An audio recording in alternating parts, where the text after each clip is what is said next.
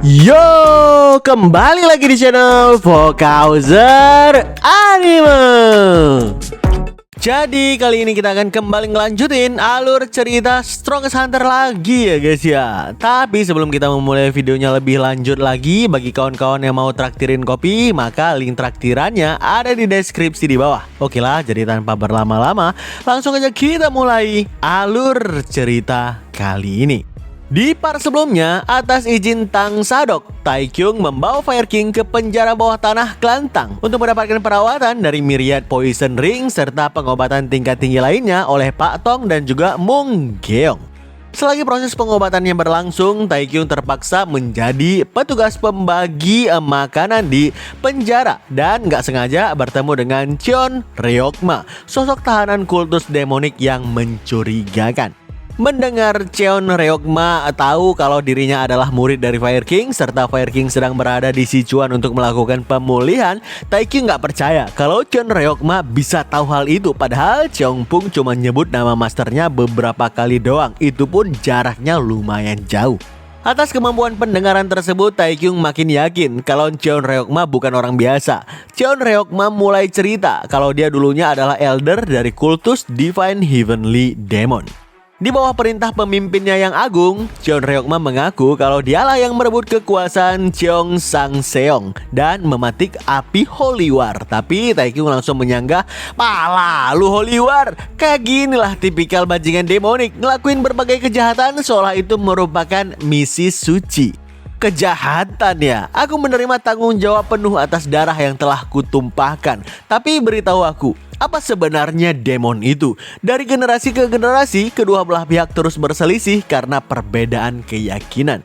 Dan kami kalah dalam pertarungan itu. Tapi itu hanyalah persoalan takdir, nggak lebih. Bisakah kau memutuskan siapa yang benar dan siapa yang salah cuma dengan itu? Jika situasinya dibalik, bukankah pihak kalian juga membenarkan pembantaian pengikut kami atas nama kebenaran itu dan pembasmian kejahatan? Kata Cheon Ryokma membela diri. Dalam benaknya, Taikyung sedikit membenarkan ucapan tahanan yang berada di hadapannya itu. Persis seperti Master Huang dan juga Song Il, si ketua sekte Zongnang. Perbuatan mereka jahat meski berasal dari sekte ortodoks sekalipun. Taikyung kemudian menanggapi, "Makanya menang Pak Tua, jangan kalah. Apapun itu aku nggak peduli. Yang aku tahu cuma setelah perang besar ortodok demonik, kultus demonik mulai menyusut dan hampir nggak mampu bertahan."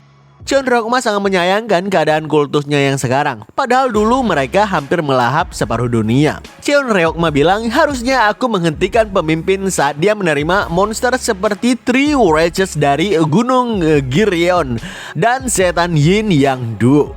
Setan Yin Yang Duo. Oh, aku tahu mereka. Aku sempat bertemu dengan mereka di Shaolin. Masterku membakar si setan Yang sampai menjadi debu. Sedangkan setan Ying mati setelah mengejar orang gila, kata Taikyung yang membuat Cheon Ryokma benar-benar kaget di sini.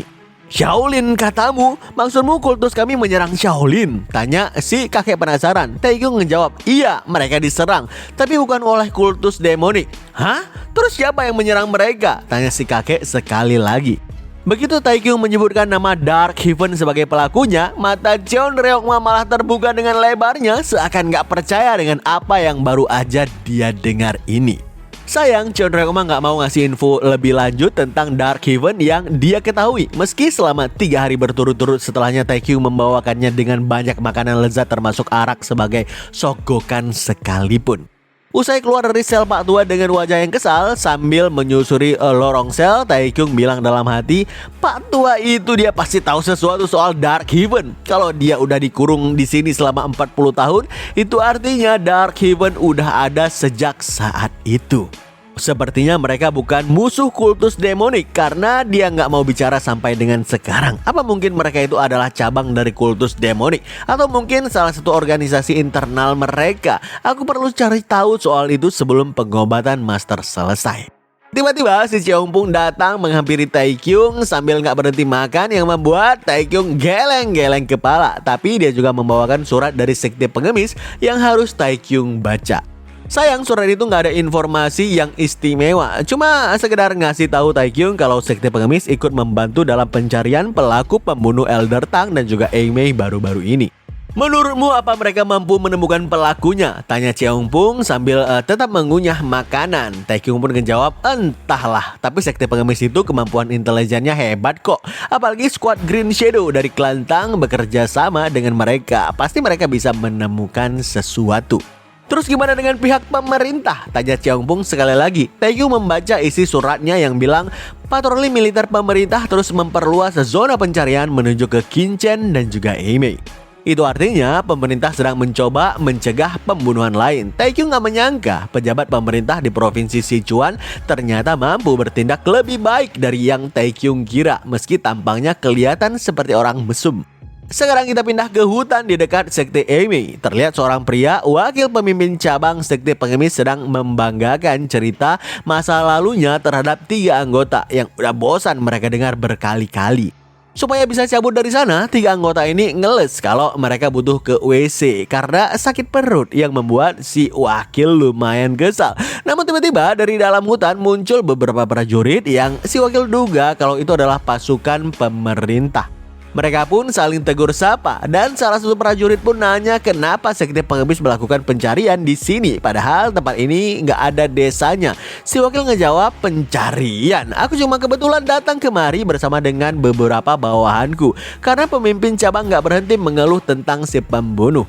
Ya, si pembunuh juga membuat kami harus kerja keras. Semoga beruntung, balas si prajurit yang kemudian melangkahkan pergi bersama dengan pasukannya. Baru aja si wakil ikut melangkah untuk mencari bawahannya, tiba-tiba langkahnya terhenti karena dadanya ditusuk dari belakang oleh prajurit yang bicara dengannya barusan. Begitu si wakil tersungkur tewas ke tanah, si prajurit menyuruh rekannya untuk mencari anggota sekte pengemis lain di sekitar. Kembali ke Taekyung yang baru aja menyelesaikan sirkulasi Ki. Betapa marahnya MC kita karena terus-terusan diganggu oleh si bocor halus sesudah melakukan sirkulasi Ki. Dengan mencak-mencak, Taekyung bilang, "Woi, apa kau nggak tahu kalau setelah melakukan sirkulasi Ki, kau butuh waktu untuk mengatur Ki-mu? Kenapa kau seperti orang bodoh yang nggak tahu apapun tentang martial art?" Maaf, aku nggak tahu tentang itu, jawab Cheongpung merasa bersalah. Taekyung yang heran pun bilang, terus selama ini gimana kau melakukannya? Mendengar Cheongpung bilang kalau dia langsung bangun aja setelah melakukan kultivasi, Taekyung yang shock pun bilang dalam hati, kampret nih bocah, jangan bilang dia punya lebih banyak Ki daripada aku. Namun tiba-tiba mereka berdua tersentak karena mendengarkan suara pintu sel di mana Fire King dirawat udah terbuka. Padahal pengobatan baru berjalan selama 10 hari. Ngelihat Pak Tong dan Mung Geong keluar dari sel dalam keadaan tersenyum, sontak Taekyung pun kegirangan dan bilang, "Master!" Saat Taekyung memasuki sel, Pak Tong cerita kalau Yin Yang Fire King udah seimbang dan semua Formless Supreme Poison udah dilenyapkan juga. Memang sempat terjadi masa-masa sulit dalam prosesnya, tapi mereka berhasil mengatasinya dengan aman. Makanya pengobatan bisa selesai dengan cepat dari perkiraan. Ngelihat tubuh Fire King sampai berkilau dengan aura yang bahkan terlihat menjadi lebih muda, Taekyung nggak mampu menahan gejolak haru di dalam dirinya. Tapi Pak Tong ngejelasin kalau Fire King nggak mengalami metamorfosis ataupun semacamnya. Itu hanya efek herbal yang mereka gunakan selama pengobatan. Terus kenapa dia masih tertidur sekarang? Tanya Taekyung penasaran. Mugyong pun ngejawab, harusnya dia akan bangun dalam 3 hari. Lagi pula pengobatan baru selesai, jadi dia butuh waktu untuk menstabilkan energinya. Gak ada yang perlu dikhawatirkan juga. Tentunya bahkan setelah siuman sekalipun, dia perlu menghindari aktivitas yang terlalu melelahkan untuk sementara waktu. Tapi karena dia adalah Master Jeok yang udah terkenal di seluruh dunia murim, aku yakin dia akan pulih dengan cepat. Berhubung pengobatan Fire King udah selesai, maka Mugyong pun izin pamit karena dia mau ngecek keadaan Myoryong di Biksu Eimei. Sebelum si tabib muda cabut, gak lupa Taekyung mengucapkan terima kasih atas segalanya dengan tulus. Mendengarkan itu, Mugyong tersenyum lebar dan dia bilang, itu hal terbaik yang bisa kudengar sebagai seorang tabib. Sekarang kita pindah ke Tang Sadok yang sedang bersenda dengan ular kesayangannya Tang Mimi di ruangan. Tiba-tiba seorang pengawal dari luar ruangan bilang, "Tuan, ada pesan dari Hidden Dragon of Sanxi. Katanya pengobatannya udah selesai. Dia bilang mau menggunakan item yang dia pinjam beberapa hari lagi, termasuk izin tambahan waktu dalam menggunakan penjara bawah tanah." Mendengar itu, Tang Sadok gak menyangka Taikyung beneran gak ada takut-takutnya nih pada dirinya. Dan dia pun bilang ke pengawalnya, sampaikan padanya kalau aku mengizinkannya dan pastikan kau terus mengawasinya juga. Selepas si pengawal tersebut pergi, dalam benaknya Tang Sadok membayangkan pembunuh ayahnya yang udah kehilangan lengan kiri akibat racun akan segera tewas dengan sembuhnya Fire King. Namun tiba-tiba ponakan Tang Sadok masuk ke dalam sambil membawakan prajurit yang terluka ke dalam ruangan. Prajurit yang berdarah-darah itu pun bilang, Mereka datang. Mereka katamu jumlahnya gak cuma satu, kata Tang Sadok yang kaget dalam hatinya mendengarkan laporan tersebut. Atas laporan itu, Tang Sadok pun bilang dengan lantang, semua unit, faksi dan skuad semuanya bersiap untuk peperangan. Usai mendengarkan jawaban patuh dari bawahannya via telepati, Tang Sadok pun menghampiri prajurit yang terluka sekaligus nanya apa yang terjadi secara detail. Si prajurit bilang ini semua dimulai ketika kami menemukan sebuah kelompok mencurigakan ketika sedang melakukan penyisiran di dekat Aula Gold. Kelompok mencurigakan katamu? Jarak dari Aula Gold ke sini cuma setengah hari perjalanan dan wilayah itu telah diperiksa serta digeledah oleh sekte pengemis dan juga patroli militer. Jadi bagaimana bisa? Bentar, militer? Mereka adalah militer berseragam bukan? Kata Tang Sadok mulai penasaran. Dalam benaknya Tang Sadok menduga adanya kemungkinan penyamaran di sini. Hampir 1.000 orang tentara telah berpatroli di sekitar Chengdu selama 10 hari terakhir ini. Dan baru 2 hari yang lalu mereka memperluas jangkauan pemeriksaan mereka ke luar dinding ibu kota. Dengan adanya perlengkapan yang sesuai, melakukan penyamaran pasti akan menjadi sangat mudah. Aku benar-benar lengah, kata Tang Sadok kesal dalam hatinya. Mendengar si prajurit bilang kalau kelihatannya pihak musuh berpencar menjadi beberapa skuad untuk menghindari kecurigaan, tapi yang sejauh dia tahu jumlah mereka maksimal 300 orang. Ponakan Tang Sadok malah tertawa dan dia bilang, hahaha, apa? Cuma 300? Apa mereka udah gila? Paman, kediaman kita aja punya lebih dari 300 prajurit untuk siap bertarung. Belum lagi, bukankah kita udah membangun pertahanan layaknya benteng besi untuk saat-saat seperti ini? 50 tahun yang lalu bahkan 2.000 anggota kultus demonik aja harus sampai menumpahkan darah yang gak terhitung jumlahnya untuk bisa melewati gerbang kita. Mereka yang cuma berjumlah 300 orang gak akan mampu memanjat gerbang kita ini dan akan mati terlebih dahulu karena racun dan senjata tersembunyi yang kita punya. Anjir, songong amat nih orang.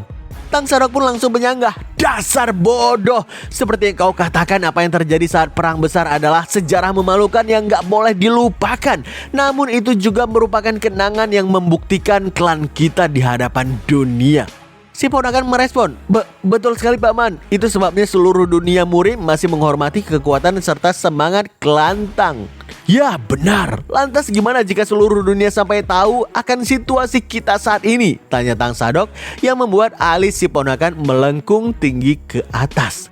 Tanpa ragu Tang Sadok pun ngeluarin perintah resmi. Bunyikan genderang perang Tang mulai sekarang. Racun dan senjata rahasia akan dibagikan kepada semua orang tanpa memandang usia maupun jenis kelamin.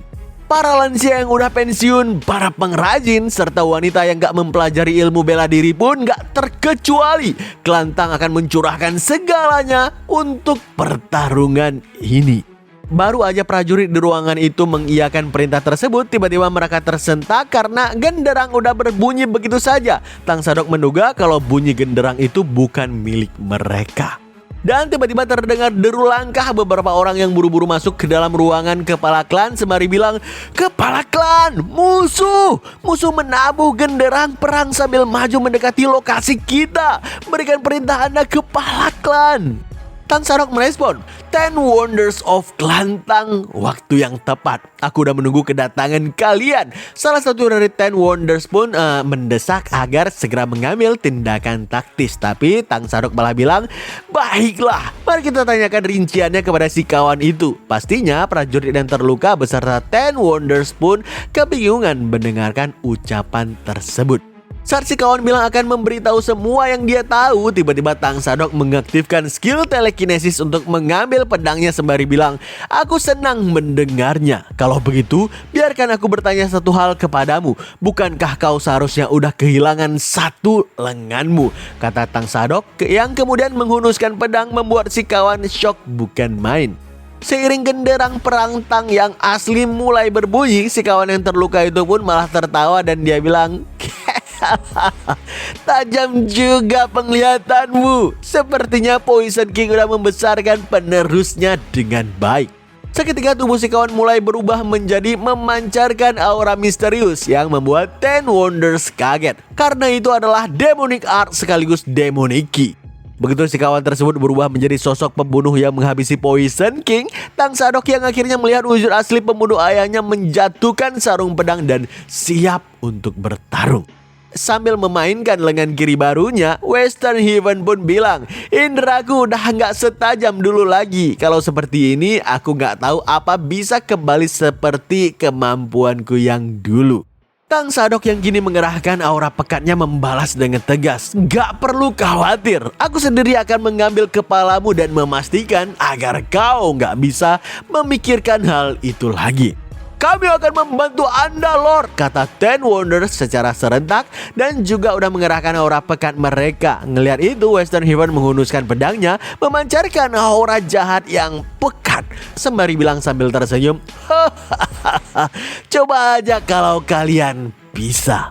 Sementara itu, di tepi benteng Klantang terlihat pasukan Tang dan juga pasukan musuh saling bertatapan dengan cukup intens. Keheningan pun mulai buyar karena tiba-tiba terdengar suara ledakan keras dari aula utama yang membuat pasukan Tang kaget setengah mati. Mendengar itu, salah satu dari trio Righteous bilang ke para pasukannya, "Waktunya telah tiba. Western Heaven telah memanggil kita. Atas kehendak Heavenly Master, mari kita hancurkan klan Tang." Spontan pasukan musuh langsung menerjang ke arah benteng yang membuat ketua pengawal benteng bilang dengan lantang kepada pasukannya, "Mereka adalah iblis yang berani menyerang rumah kita. Jangan biarkan satupun dari mereka kabur hidup-hidup. Semuanya serang!" Pertarungan brutal pun gak terhindarkan lagi. Beberapa pasukan musuh ada yang tewas terkena tembakan balista, sedangkan yang lain mampu menghindari dan terus menerjang ke arah benteng bersama dengan si kakek botak. Sambil mengerahkan aura pekat di kedua tangannya, si kakek botak menghantamkan gerbang benteng dengan satu serangan yang langsung menghancurkannya sampai terhempas berkeping-keping. Ngeliat di dalam benteng udah bersiaga para pasukan Tang, si kakek botak pun bilang sambil tertawa, "Jadi gimana kira-kira rasanya darah klan Tang?" Secara bersamaan, Cheong Pung dan Taikyung yang berada di penjara bawah tanah tersentak karena mendengar suara misterius, di mana cuma Pak Tong yang gak mampu menyadarinya. Selagi Cheong Pung bilang ke Pak Tong kalau dia bisa mendengar suara genderang dengan samar, Taikyung kembali kaget karena muncul notif quest dadakan di hadapannya. Quest yang bernama "Tamu Gak Diundang" itu berbunyi, awan gelap dari Dark Heaven akhirnya menyelimuti Sichuan. Pertempuran telah dimulai dan gerbang kelantang Sichuan telah dikepung. Semoga Anda beruntung. Parahnya, kalau quest ini gagal akan berujung kepada kematian bagi Taikyung. Meski kesal info questnya kurang detail, Taikyung yang sadar akan kritisnya situasi saat ini segera bilang ke Pak Tong kalau mereka akan ada masalah saat ini. Taikyung bilang, "Musuh datang menyerbu dan sepertinya kita udah dikepung. Entah apa yang akan terjadi, jadi bersiaplah," kata Taikyung yang langsung dipahami oleh Pak Tong. Setelahnya, Taikyung pun meminta Cheong Pung agar tetap berada di penjara bawah tanah ini demi melindungi masternya. Sedangkan masalah klan Tang Sichuan biarkan Taikyung sendiri yang akan turun tangan ke sana. Tapi Cheong Pung malah merespon dengan wajah yang serius, "Penyelamat, kalau kau menyuruhku tinggal, aku akan tinggal. Kalau kau menyuruhku pergi, aku akan pergi. Tapi aku terlalu takut untuk bertarung saat aku harus melindungi seseorang. Dan pada akhirnya, aku gak bisa melindungi orang-orang yang aku sayangi. Kuakui aku ini cuma orang idiot. Jadi bukankah kau yang lebih baik melindungi orang yang kau sayangi?" Mendengar itu, Taekyung bilang dalam hatinya, Cheongpung, aku gak sadar karena dia selalu terlihat ceria dan juga tenang. Tapi ternyata dia masih merasa bersalah atas apa yang terjadi di Henan sampai dengan sekarang. Karena itu Taekyung pun mengubah permintaannya. Cheongpung, sekarang aku minta kau pergi dan bantai semua bajingan itu. Oke penyelamat, jawab Cheongpung dengan penuh semangat. Kembali ke benteng Klangtang. Dalam waktu singkat terlihat benteng Klangtang udah kebakaran. Banyak pasukan Tang yang tewas tergeletak di tanah, sedangkan yang masih hidup terdesak parah dan cuma menunggu giliran untuk mati. Mereka nggak mampu memberikan perlawanan karena ternyata di balik baju baja musuh ada armor yang melindungi mereka dari senjata tajam pasukan Tang. Dalam keadaan terdesak parah itu, tiba-tiba seorang Elder Tang melemparkan jarum beracun yang membuat beberapa pasukan langsung sekarat parah nggak bisa bergerak. Tapi sebelum mereka mati, mereka menggigit semacam bola di mulut sembari bilang, Heavenly Master sungguh sangat agung. Begitu energi bola itu udah ditelan, seketika pasukan musuh yang udah sekarat itu malah menggila, kembali menerjang dengan kekuatan penuh untuk memberikan perlawanan berikutnya dan mengabaikan rasa sekarat dan rasa ingin mati itu. Untungnya Elder Tang yang lain muncul, menyerang mereka dengan benang mengerikan dan membuat para pasukan musuh itu tercincang tewas di udara. Ngelihat itu, pasukan Tang pun bersorak, Great Elder telah tiba, Dewan Elder telah bergerak. Sedangkan Great Elder sendiri mengambil bola misterius itu dengan skill telekinesisnya, dan begitu ngelihat bola tersebut memancarkan aura jahat yang pekat, Great Elder bilang dalam hati, masing-masing dari mereka punya ramuan yang sangat manjur sampai-sampai mereka mampu menetralisir racun klan kami secara instan. Jika seperti ini, bahkan seni racun maupun formasi racun yang udah kami pasang sebelumnya nggak akan berguna. Ditambah lagi mereka juga mengenakan zirah kulit yang sangat tebal yang bahkan kebanyakan pedang nggak mampu menembusnya. Kalau ini terus berlanjut, tragedi berdarah yang bahkan lebih mengerikan dari Blood War akan terjadi. Di mana kepala klan? Apa yang sebenarnya Ten Wonders Klangtang sedang lakukan saat ini? Di tengah kekhawatiran Great Elder, nyatanya Western Heaven berhasil melukai 7 Ten Wonders dengan begitu parah sampai jatuh pingsan dalam keadaan sekarat. Sedangkan sisa 3 lagi masih bisa bergerak bersama dengan Tang Sadok. Itu pun mereka juga mengalami luka yang cukup parah. Ngelihat Tang Sadok mencoba bangkit berdiri dalam keadaan yang cukup kesulitan, Western Heaven pun bilang, kau duduk aja di sana. Lagi pula kau udah gak punya kekuatan lagi. Aku tahu kau sengaja memilih untuk gak menghabisiku. Apa kau berusaha mempermalukan keluarga utama? Habisi aja aku, kata Tang Sadok memohon. Mendengarkan itu, Western Heaven tersenyum dan merespon, seperti yang kukatakan sebelumnya, Poison King benar-benar udah membesarkan penerusnya dengan baik. Tapi kurasa aku perlu menguras kekuatanmu sedikit lagi. Baru aja Western Heaven melangkahkan kakinya ke arah Tang Sadok, tiba-tiba langkahnya terhenti karena terdengar suara orang di belakang yang bilang, tunggu dulu. Yap, akhirnya Cheongpung berhasil tiba di kediaman utama klan Tang. Ngelihat sang musuh berhasil dihentikan, Cheongpung tertawa karena dia berhasil tiba dengan tepat waktu. Pastinya 3 Ten Wonders yang tersisa termasuk Western Heaven sendiri keheranan ngelihat kemunculan bocah yang masih bisa tertawa di tengah situasi mengerikan seperti ini. Makanya Tang Sadok pun menyuruh Cheongpung untuk segera pergi karena medan tempur ini bukanlah tempat untuk bocah sepertinya. Mendengarkan itu, Cheongpung malah mendekati Tang Sadok karena khawatir ngelihat dirinya penuh dengan darah. Kesal ngelihat bocah murah hati di hadapannya ini, Western Heaven mengakui kalau dirinya udah lama nggak ngelihat sosok karakter seperti ini. Kau memang menghibur, tapi nyahlah dari sini, kata Western Heaven yang kemudian menembakkan semacam aura dari jarinya secepat kilat ke arah kepala Cheongpung. Namun tiba-tiba Cheongpung mundur 1 langkah ke belakang secepat kilat pula, sehingga tembakan itu meleset dari kepalanya. Ngelihat itu, Western Heaven pun kaget dan bilang dalam hati, dia menghindari Egg Palace Ghost Prison Finger dari jarak sedekat ini. Jadi kau orang yang diangkat menjadi murid oleh Sword Sign Mai Jonghak di usia senjanya ya? Kalau nggak salah namamu Cheongpung, bukan? Tanya Western Heaven untuk memastikan. Ngeliat reaksi Cheongpung kaget begitu identitasnya ketahuan, Western Heaven bilang lagi, gimana mungkin aku nggak menyadari wangi bunga plum khas Monhua yang keluar dari teknik langkah kakimu itu. Udah lama sekali aku nggak ngeliat sense shadow step yang sehebat itu. Asal kau tahu, aku punya banyak mata dan telinga yang nggak terlihat. Jadi, di mana pemuda bernama Jin Taekyung dan Fire King berada sekarang? Sebuah pertanyaan yang membuat Cheongpung langsung berkeringat dingin. Pastinya Tang Sadok langsung marah-marah ngelihat Western Heaven berniat menyakiti bocah yang bahkan gak ada hubungannya dengan keluarga utama Tang. Tapi sang musuh pun bilang, jangan terlalu khawatir, aku berniat membawa ketiganya termasuk anak ini hidup-hidup. Karena baru-baru ini salah satu kenalanku menjadi sangat marah dan bersumpah akan menghabisi mereka dengan tangannya sendiri. Tampaknya harga dirinya lebih terluka daripada lengannya yang terpotong. Spontan Cheongpung merespon, Blood Lord, pasti dia orangnya. Jadi kau masih ingat ternyata. Aku yakin dia pasti akan senang kalau aku memberitahukannya. Baru aja Western Heaven mengatakan itu, tiba-tiba salah satu dari Ten Wonders menerjangnya dari belakang menggunakan ayunan pedang ke bawah.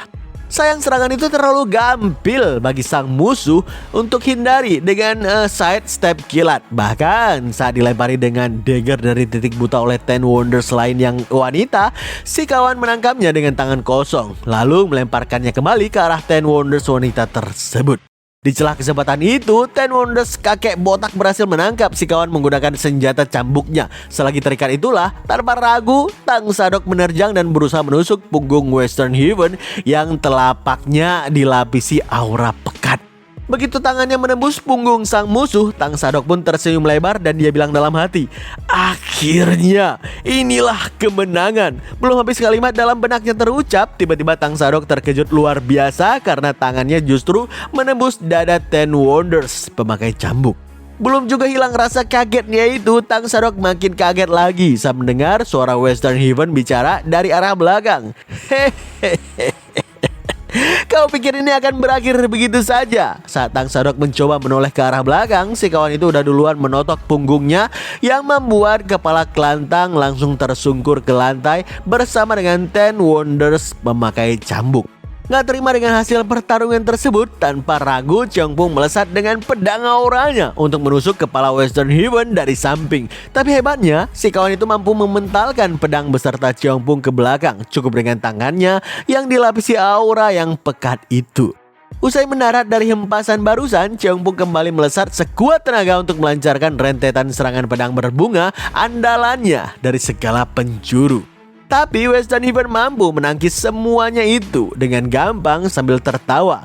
Hahaha, Meteor Casing Moon, surkah, lumayan. Si kawan akhirnya membalas dengan slash counter yang dilapisi aura pekat yang memaksa Cheongpung harus bertahan menggunakan pedangnya hingga lagi-lagi terpental ke belakang. Bahkan kali ini tangannya memegang pedang sampai gemetaran hebat. Ngelihat Cheongpung belum kena mental, Western Heaven pun bilang dalam hati, dasar bocah sombong, kau masih menyembunyikan banyak hal ya. Baiklah, sekarang saatnya aku memberikan dia pelajaran. Tapi sebelum itu ada hal lain yang harus aku lakukan.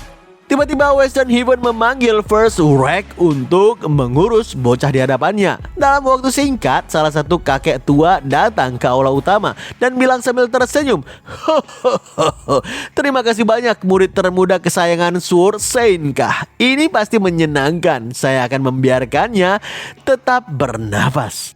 Namun Western Heaven langsung mengingatkan kalau bocah itu orang yang berbahaya. Membiarkannya hidup itu pilihan yang bagus, berhubung Blood Lord menginginkannya juga. Tapi kalau menurutmu itu mustahil, habisi saja dia, kata Western Heaven. Awalnya si kakek botak mengira masternya itu sedang bercanda. Tapi begitu melihat tatapan tajam Western Heaven, dia langsung mengiyakan tanpa membantah sedikit pun. Ngelihat pimpinan musuh melangkah pergi begitu saja, pastinya Cheongpung berusaha mengejar, tapi upayanya langsung dihalangi oleh kakek botak itu. Makanya Cheongpung segera melepaskan ayunan pedang beraura bunga supaya si kakek minggir. Tapi si kakek cukup cekatan dalam menangkis segala tebasan pedang Cheongpung. Dengan begitu, Western Heaven bisa membawa Tang Sadok bersamanya tanpa halangan menuju ke lokasi yang dia mau. Selagi pasukan Tang makin terdesak dan banyak yang tewas di luar benteng yang terbakar hebat, Western Heaven sengaja membawa Tang Sadok yang terluka parah ke atas tebing untuk mengancamnya. Kau lihat itu, semua yang telah kelantang bangun kini hancur berantakan. Tapi jika kau menjawab pertanyaanku dengan benar, aku mungkin akan membiarkan garis keturunanmu tetap berlanjut. Gimana menurutmu? Ancaman itu membuat Tang Sadok meneteskan air mata sedih sekaligus benci yang membuat dia kini jatuh mental. Setelah Western Heaven mendekati Tang Sadok yang terduduk di pohon atas bukit, membuka segel totokan di tubuhnya untuk bilang sekali lagi, katakan, di mana Myriad Poison Ring berada sekarang? Tanya Western Heaven sambil tersenyum licik penuh intimidasi. Atas info dari Tang Sadok, dalam waktu singkat, pasukan Western Heaven berhasil memasuki penjara bawah tanah Kelantang. Tapi anehnya, mereka nggak menemukan siapapun kecuali kerangka manusia yang terikat ke tembok.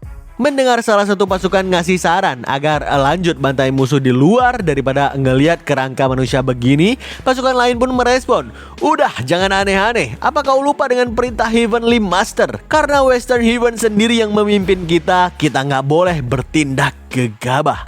Halah, jadi orang itu fleksibel dikit napa? Kalau kau terus hidup kaku seperti itu, kau akan mati sendirian bro. Balasi pasukan yang tadinya ngasih saran keluar. Makanya rekannya pun bilang, jangan bicara omong kosong bego. Aku akan hidup lebih lama darimu karena kau selalu hidup secara serampangan.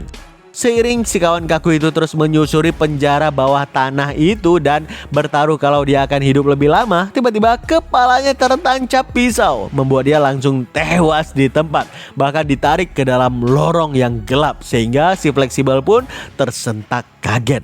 Belum sempat si fleksibel mencerna apa yang sedang terjadi, secara tiba-tiba Taekyung menarik pisau dari kepala si kaku untuk menyayat leher si fleksibel, sehingga dia pun ikut tewas dan juga ditarik ke dalam lorong yang gelap. Ngelihat kedua rekannya tiba-tiba menghilang ke dalam lorong secara misterius, pasukan yang lain mencoba mendekat untuk mengecek keadaan mereka.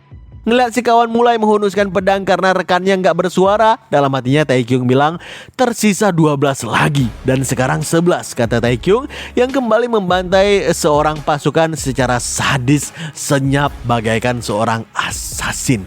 Yo, kita cukupkan ceritanya sampai di sini ya guys ya. Gimanakah pertarungan Taekyung melawan Western Heaven yang akan berlangsung sebentar lagi? Namun keseruan pertarungan mereka ada di video selanjutnya. Saksikan terus alur cerita komik yang paling joss ini hanya di channel Fokozora Anime dan kita akan kembali bertemu di video selanjutnya. Bye bye.